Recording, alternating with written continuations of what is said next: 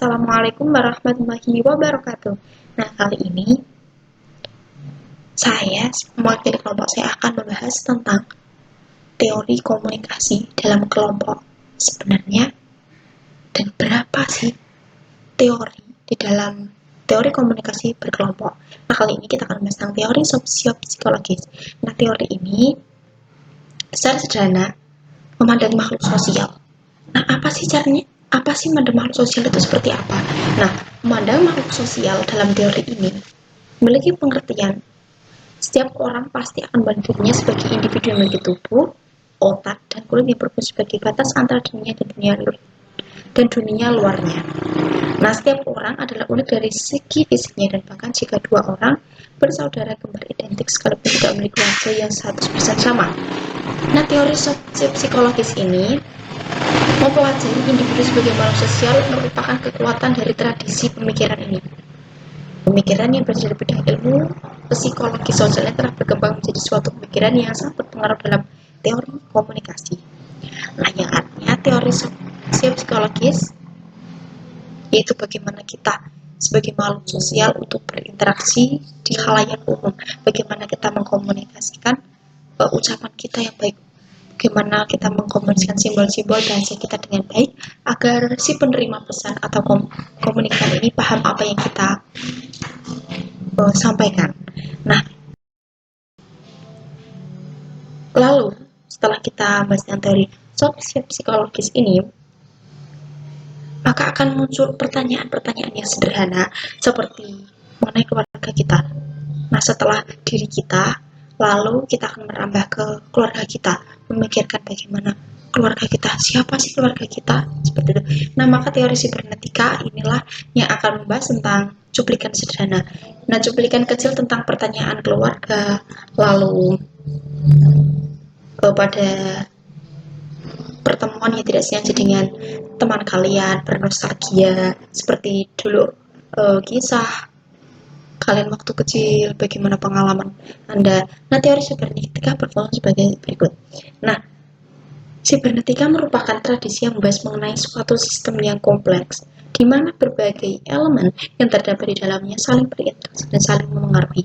Nah, kita bisa mengambil contoh pada keluarga kita yang saling berinteraksi dan saling mempengaruhi. Nah, kita berinteraksi dengan keluarga kita dan salah satu keluarga kita bisa mempengaruhi kita. Seperti seorang ibu yang ketika ketahuan anaknya nakal, ya melakukan kenakalan remaja lah, ya seperti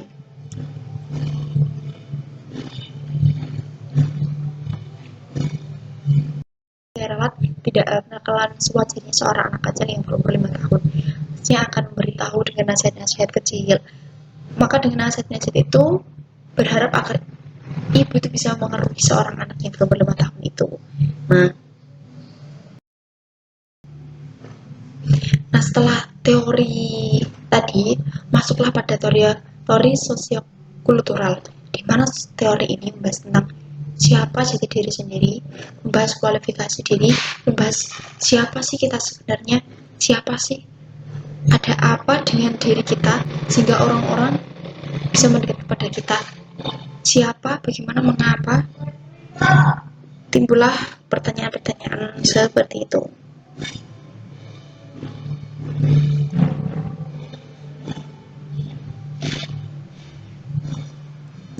Lalu teori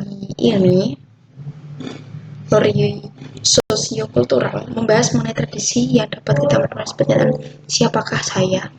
Nah, siapakah saya kan dalam pendekatan teori sosio ini membahas mengenai pengertian makna, norma, peran, dan aturan yang ada dan saling berinteraksi dalam proses komunikasi. Jadi kita membahas tentang norma, sebuah aturan dalam berkomunikasi.